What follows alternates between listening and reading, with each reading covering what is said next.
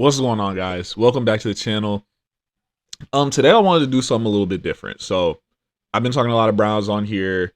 A lot of Browns, a lot of football. But I honestly think my expertise, like the sport I know the best, is basketball. Played it my entire life, played it in college.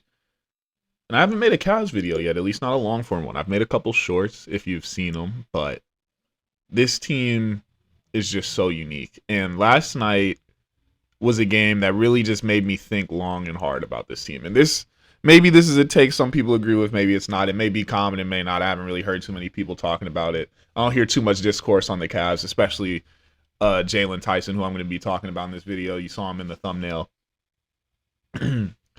I think he is the future of the team. Now, I don't want to gas it too much. That's probably what I put in the thumbnail, like future of the Cavs, but the next page for this team heavily involves Jaylon Tyson, Naquan Tomlin, Craig Porter Jr., Tyrese Maxey. Like, we need to turn the page to that team.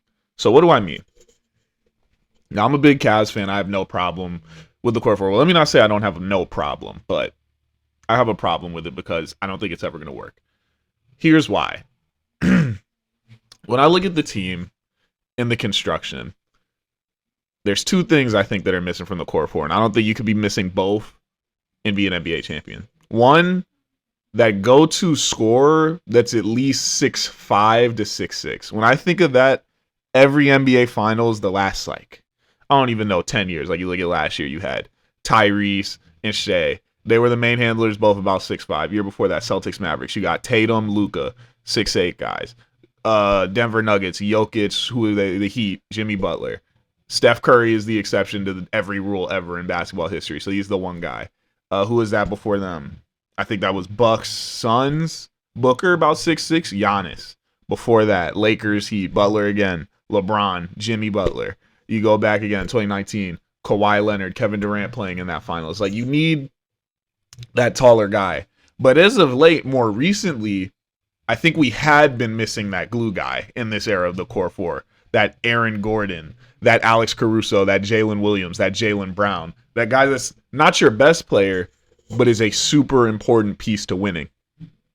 I think the Cavs found that guy in Jaylon Tyson. I think he has the potential to be an all-star in the NBA. I think he has the potential to be an elite co-star in an NBA basketball team.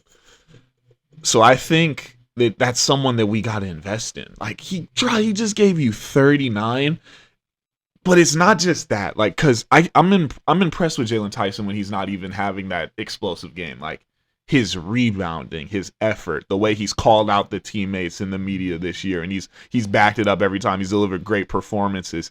His just overall mentality, like, he's not soft. That's one thing they've said about this team for so long, is that we're soft. That's not Jaylon Tyson.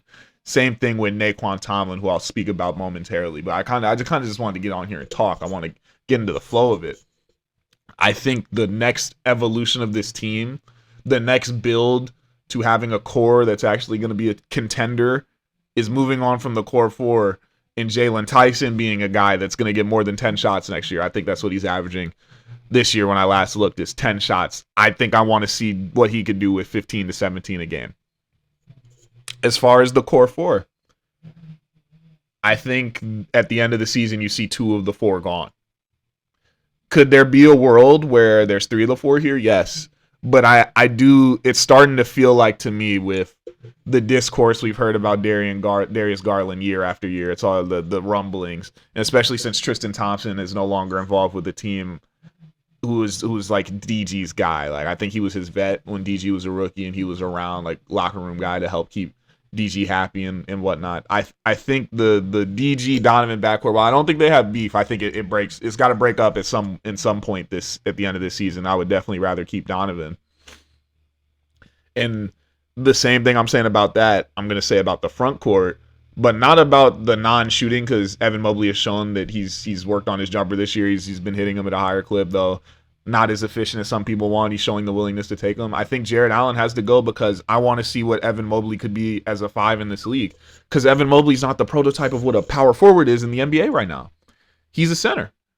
And maybe it could work as a 4, but not with a Jared Allen type center next to him. You would need that big bruiser like the Mitchell Robinson, Isaiah Hardenstein model, where you could have a Cat or a Chet next to him, but you have a pure bruiser down there, gonna do the big that's doing everything, all the dirty work, all the nasty stuff, and that's not Jared Allen. The guy's a good player, but for the money we're paying him in the situation we're in, it's just not a good fit, and that's really what the team has felt like more so this year.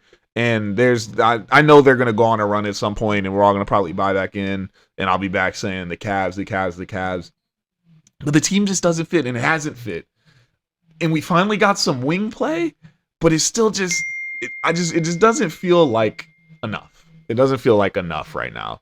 Or not that it doesn't feel like enough, I just don't think it'll come together in the right way. Like last year was magical, and I feel like with the two teams that ended up going to the finals, that was the year where they could have made it. And it's just that moment has came and went. The East, there could be injuries, there could be a lot. But as of right now, I wouldn't bet on us to make it to the finals because we're just too wishy-washy. We're not consistent enough. So where I think that moves on to next year, as I said, I think, for this what I'm saying, I think 2 of the 4 will be gone. So you got Donovan Mitchell and Evan Mobley left at the top. I also think the talks and the hearsay of Evan Mobley one day being the best player on the team, I think we kind of got to give up on that too. Not that that's a bad thing, because he was a real defensive player of the year. But as an offensive threat, I don't think he's ever going to be more than a third option. And now maybe with a situation where he proves to be a 5, maybe that could look a little different, because there would be less less clogging in the paint and such with Jaron Allen and having to play off him.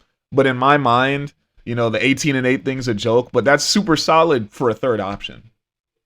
I want to see what Jaylon Tyson would look like as a second option next year. So if the team moved to next year and we were playing Donovan as like a full point guard, we bring in there's been talks of guys like Bobby Portis, like those glue, you fill in the true power forward or today's modern power forward next to Mobley who could stretch the floor. And Jaylon Tyson is our second guy, as the guy who's going to get the most second shots. I'm starting to think I want to see that. Because when you just look at the leap he took from last year to this year, I would look at Jaylon Tyson there. I would have no prayer that the ball was going in when he shot jumpers. He's got the second highest 3-point percentage in the league. When he misses, I'm shocked. Every shot looks like it's not even going to touch the rim. That's how much confidence he's out there playing with. And I feel like as it keeps growing, there's more. I think we're not even close to seeing his peak. Like, I think we might see Evan Mobley's peak right now, but I think there's a lot more there with Jaylon Tyson. And you got to give credit to Kobe Altman, because he's been adding young talent to this team that's had no picks at the top of the draft. Nothing. He's been finding guys. Naquan Tomlin, absolute dog. He's not taking nothing from nobody out there, dunking on anyone, trying to dunk, getting people's faces, rebounder, just pure effort, grit, not scared of a soul. Craig Porter Jr., love him. Make him the backup point guard consistently. Let him be that guy. Let him do it. An amazing rebounder at 6'3", facilitator, explosive, can get his shot when he's confident. Tyrese Proctor had a good game last night. He's looking like a guy that could be a combo guard, knockdown shooter in the NBA, and a versatile defender with some length. I think with the right, here's how I'd say it. Less can be more for the Cavs next year, I think. Just kind of like how less ended up being more for the Celtics so far this year. That's a team that decided, hey, we're done with the second apron. We got our ring. We're going to move out of that now. And it's still working even with Tatum out. Not saying I think they're going to win a championship or anything, but it proves you could still be competitive. And all we've really been as Cavs fans is competitive because we haven't got out of the second round. I think that could be Boston this year. Just a team that doesn't even get out of the second round, but it's still a fun year. And now you have options and flexibility because you're not in the second apron to make next moves to then go back all in. I think we pushed our chips all into the table last year. We signed in. We were pushing them even more in this year.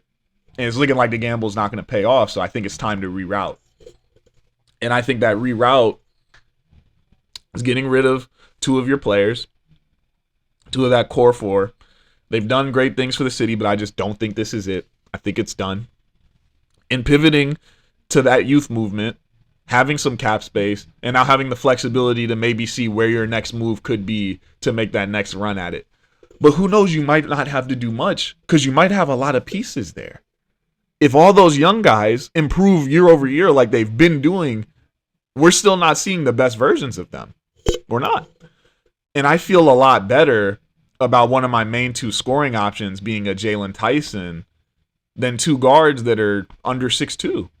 I mean, what do they mark Donovan at, like 6'3", 6'4"? But a real guy that's got that off-ball game, you know, like you're taking away from Darius Garland when he doesn't have the ball in his hands because he's such a good facilitator. Taking away from Donovan Mitchell when he doesn't have the ball in his hands. He's such a dynamic scorer. Not to say both of them can't catch and shoot. Not to say both of them can't move off ball a little bit.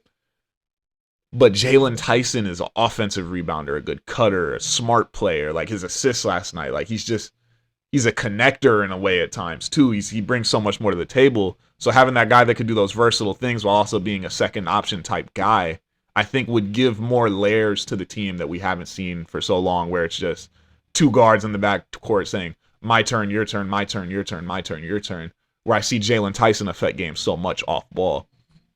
It would take them also, you know, but you slide a Max Strus into that lineup or a Sam Merrill, like we got the pieces. I just think it's time to see what it could look like without having to force so much in and keep so many people happy and feed so many mouths, where everyone could slide into a solid role and just work on that and get their chemistry down in that over the course of an entire season. Not to write the team off the whole rest of the year. Obviously, there's a lot to happen. There's a lot left that could happen. They could go win a ring somehow. And then I'll be back here saying, oh, well, won a ring. Got to run it back. But I just watched that game last night, and Jaylon Tyson showed me flashes of a guy that could be that Aaron Gordon, that Jalen Williams, that Jaylen Brown type player that could be that dude that just steps up as the second, maybe third option in some scenarios, depending on what Evan Mobley could be, and just be that real piece that puts you over the top to win a championship. That's going to wrap it up for this one, though. I want to know what you guys think. Let me know what you think about the Cavs in this season and Jaylon Tyson, or if I'm crazy for saying they should break up the core four, or if you think they should keep like a mixture of Darius and Evan, or Donovan and Jared. Like, let me know what you guys think below. As always, follow me on TikTok, Instagram. Put it up here on the screen right now. Have a blessed day, guys. Don't think I'll be back with an upload tomorrow, but hopefully Monday. I'll see you guys then.